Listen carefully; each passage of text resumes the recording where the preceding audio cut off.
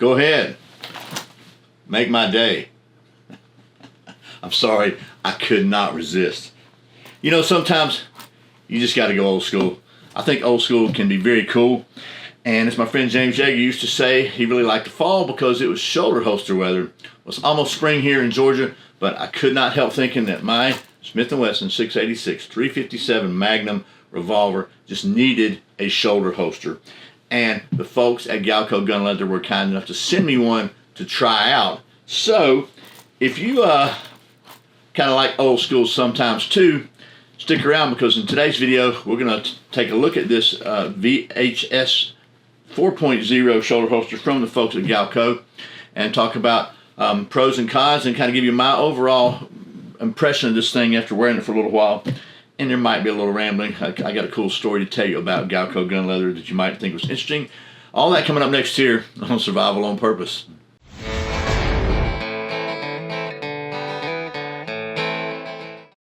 Welcome back to Survival on Purpose. My name's Brian. Thanks for joining me for today's video, where, as I said, we're gonna talk about this Galco Gun Leather shoulder holster system and why I think it's so cool, and I just could not help but going old school with it. And there's going to be a little rambling. Like I said, I've got a story I want to tell you about Galco Gun Leather that I think is cool. I think you will too. But first, as usual, today's words of wisdom from the Bible. Today's wisdom is from the book of Proverbs, chapter 3, verse 30 in the NLT version. I think it's pretty applicable to today's topic. Don't pick a fight without reason when no one has done you harm. And a big thank you to my friends at Hog Holsters for sponsoring today's video. Hog Holsters make the most comfortable, most concealable holster I've ever carried. They're the holster I use every day. Once I found Hog Holsters, I quit looking. They're 100% made in the USA by a Marine Corps veteran, painstakingly handcrafted to fit your specific pistol model. No one size fits all at Hog Holsters. And if you use the coupon code Survival on Purpose, all one word, you'll be glad you did. That's Hog Holsters, helping Americans wear guns.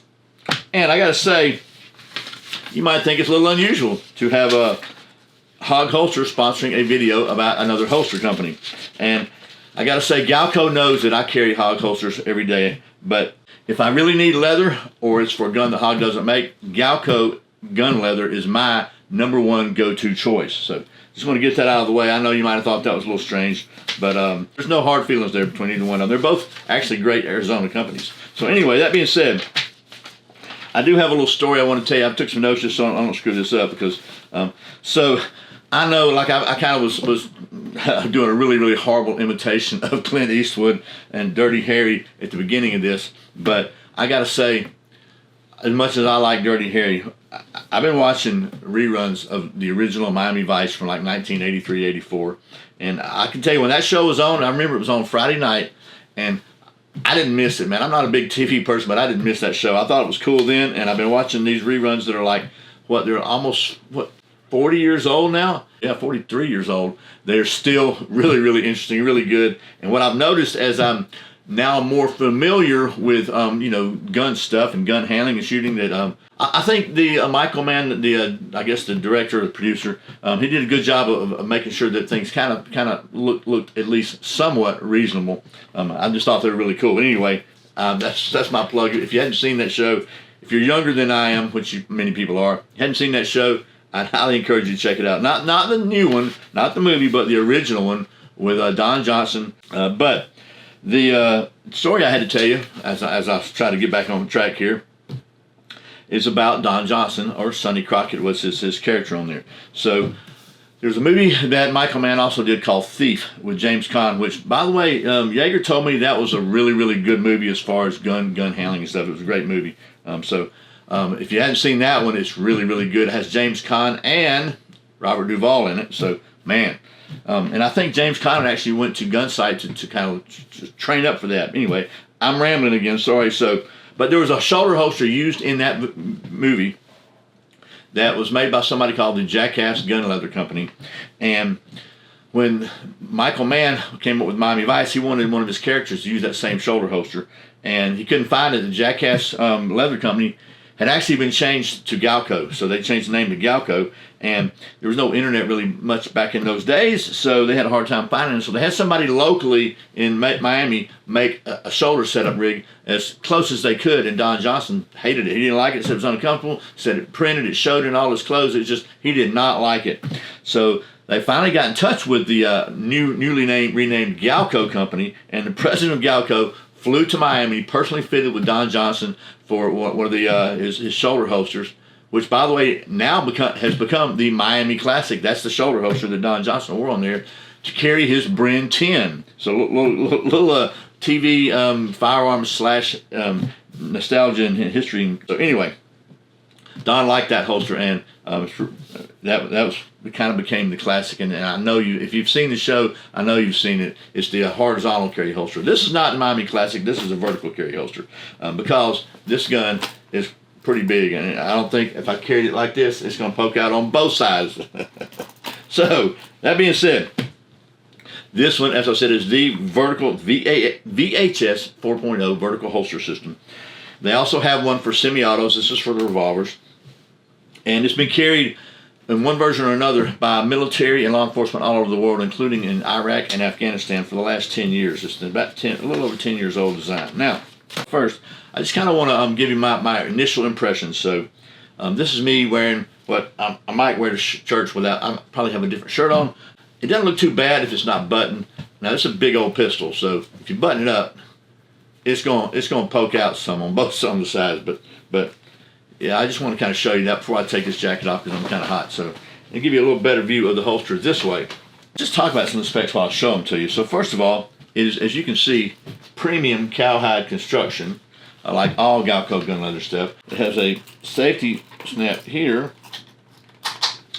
and if you need to draw it, the preferred method is you just reach in, release that with your trigger finger, then draw, making sure you clear yourself and you're not covering your vitals, and then put it back in.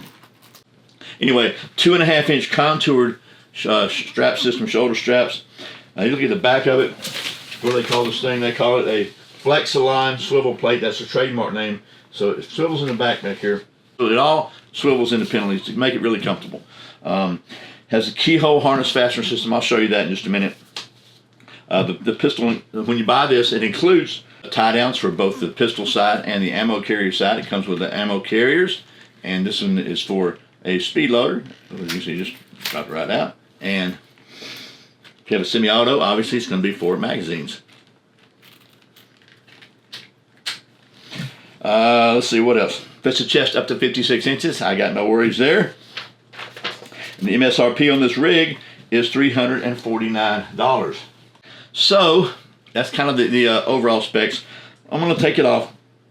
I'll show you on the old tabletop down here, some of the details, give you some close-ups, and then we'll talk about my my whole takeaway about this thing, because I've never really worn a shoulder holster before, so I was really curious as to whether or not it's going to be comfortable, how it's going to be functional, if it's going to be actually even practical, and we'll talk about that after we look at these close-ups and kind of show you how this thing adjusts, because it's got a pretty good adjusting system.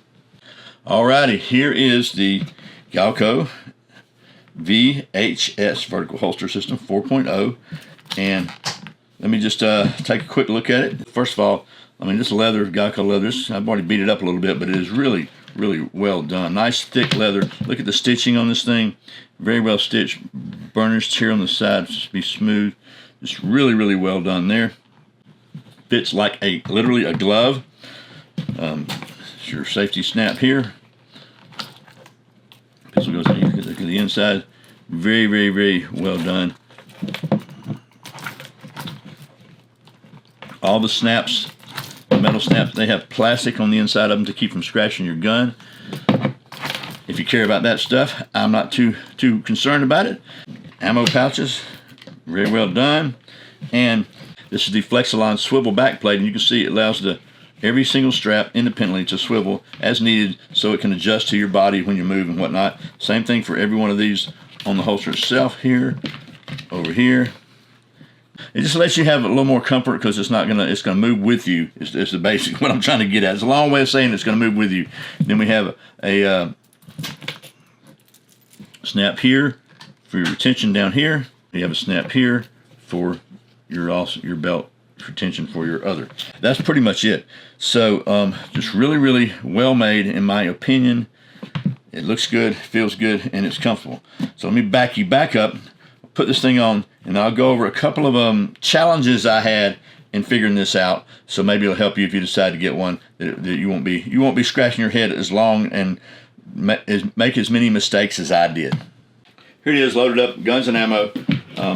The gun is not loaded, by the way, but I want to show you how I put this thing on and kind of talk about the what I think is the best way to use it for me. But first, real quickly, I want to tell you about a couple of struggles I had getting this thing adjusted, so maybe it'll help you if you have to adjust the shoulder holster.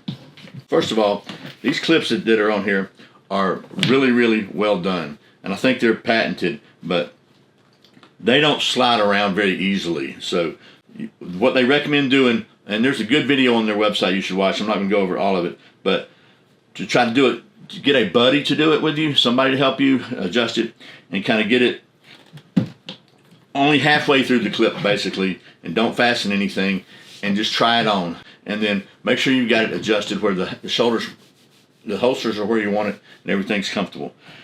Then you can finish feeding it through the thing, and you can adjust it to one of these holes. I did it by myself, so that was a lot of trial and error. I thought I had it right several times. Literally, this is like the fourth adjustment iteration that I finally figured out that it works good for me. So maybe I should have grabbed a buddy, but I didn't. So just be aware. Watch their video on their website if you decide to get one of these or any of their holsters. They cover the Miami Classic. They cover these. They cover them all. It's the same process. Second of all, the video on their website shows them using Chicago type screws with a screw and a back on it. And this one, what they've done, they cut these little slots in here, and they use pegs like plastic pins. And they said that's to make it easier and less likely to come loose.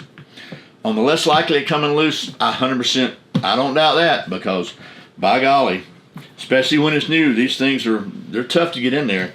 I mean, if you don't have a tool like this of some kind, a screwdriver or something, it's going to be tough. So unless your fingers are way tougher than mine. So for me, it would have been a lot easier to have Chicago screws, but I do understand that I have no doubt that these things are not going to come unscrewed, but are undone, because they're in there pretty tightly. So I got to give them. I think that's a good thing, even though it was kind of a pain in my butt to get them set up right. But once it's set up right, you're not going to be moving them anyway. So it's kind of grit your teeth and suffer through it one time, and then it'll be right. So that being said, you'll notice something. I've got some extra down here flopping around. I'm going to cut that off eventually, but so that's one thing you'll see, that you can cut it off. I just want to make sure I had it right. It's comfortable now, it's usable now, and everything's working great. So I think I've got it right, but I'm just going to wait just to be sure. So anyway, now how do you put these things on? A lot of people say, I think Galco may even say, to put it on like a shirt, one arm at a time. It's a lot easier for me to put it on like this, over my head, not one arm at a time, because maybe I'm not flexible enough. And then, unlike the Miami Vice holster, I like to have the retention straps onto my belt, because otherwise, here's what you wind up with. Now, as it gets broke in, it might loosen up a little bit, but you don't want it too loose, or you can hold it and draw it. But then you got to hold it with that hand, and that hand may not be free. You know, you've heard me say that about carrying with an empty chamber. You got to be able to do things with one hand. So what I've done is drop this thing down where it's comfortable for me, and then it'll strap here. Put this under my belt, and I put it under the front of the belt loop, personally, because I put it on the back. I have a hard time reaching the pistol. It puts it almost, unless it get too far back. Well, now it is really comfortable. It's right where it needs to be. I can get the pistol out one-handed, and I'm good to go. Obviously, any kind of reholstering, we're going to make sure that you don't do anything to possibly interfere with the trigger. And there's the little tail that will get cut off eventually. Do you remember that time those 30 men jumped on Chuck Norris and beat him up? Yeah, me either. And the last thing I want to address in today's video, and I'd love to hear your opinions on this one in the comment section below, is whether or not this is a realistic, practical setup for 2026 for EDC concealed carry to protect yourself and your family. And to look at that topic, there's really two things to consider. First of all, is a 6-shot 357 Magnum revolver a practical, realistic weapon that you're going to carry for self-defense in today's world? And if you look at it statistically, it's fine, because the number of rounds statistically that the private citizen fires in a lethal force self-defense encounter is around 3 to 4. It depends on what statistics you look at, but it's certainly 6 would almost cover like a huge, gigantic percentage of the situations. And if you have 2 speed loaders, you've got 18 rounds. But statistics are just that, statistics. They are not the real world. And if you look at everything statistically, then there's really no reason to carry a gun at all, because statistically, you or I will not ever need to use this boomstick that we're carrying around every single day. At least I am. So the odds of us needing that are very, very, very, very low. I like the way that Colleen North said it is a very low probability but very high consequence situation if you need it. So I don't run on statistics. And certainly this is a big old Hoss pistol, 357. It's got some punch to it. So it would probably be a very effective weapon. It's just that it's going to be slower to load, slower to reload. We've got speed loaders, but I don't know about you, but I can reload a semi-automatic magazine-fed pistol way faster than I can a speed loader. Period. That's just, I can. And I got 18 rounds total. If I carry a Glock 15 and 2 mags, I've got 45 rounds. And as Robert B. Parker said in one of the Spencer novels, there's no such thing as too much money or too many bullets. So for me, it's really not a practical everyday carry pistol. Now, if I'm going in the woods where there might be some bars, yeah, this could do it right here. I kind of wish it would be a 44, but 357's got some hump to it. But as far as practicality goes, I'm going to stick with my semi-automatic, modern semi-automatic pistol and some extra mags. Here's the reality for me, and I think this is something you should think about no matter what you're carrying, if you're carrying. First of all, if you're not carrying, you should get some training and carry, in my opinion, everywhere you can, because this is not fear-mongering, but there certainly are, we've seen it recently in the news. Whether or not that's legit or not, you can decide for yourself, but the reality is we don't know who has come across our border in the last how many years. We don't know. There's no way. We know many people got through that we don't have any clue who they are. So I think it's naive to not assume that at least some of those people might be here to hurt people and do bad things. It's happened all over the world. It's rarely happened in the United States, and I just believe in being prepared for it. I'm not that I'm Superman or anything, but again, no such thing as too much money or too many bullets. So I'd rather have more bullets than less. That's completely off topic, but I just kind of want to put that out there to you. Just think about it. Anymore, it's not all about being jumped in an alley and give me your wallet. There's a lot of other potential threats out there. Okay, so I'm not trying to scare anybody or fear-monger or anything. That's just, you know what? You do you. So, is this pistol, in my opinion, practical for carry today?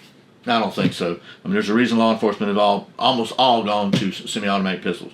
But is a shoulder holster practical? I think absolutely practical. If you have to sit and drive all day and you're in a car a lot, I don't know, it's hard to get a pistol out of your belt. Well, even if you're carrying an appendix and you got a seatbelt on, it's really tough to engage a pistol from the car, from seated. And even if you get out of the car first, if you have a shoulder holster on, you can get it while you're seated, and then if you got to get out of the car, you've already got you're ready to go.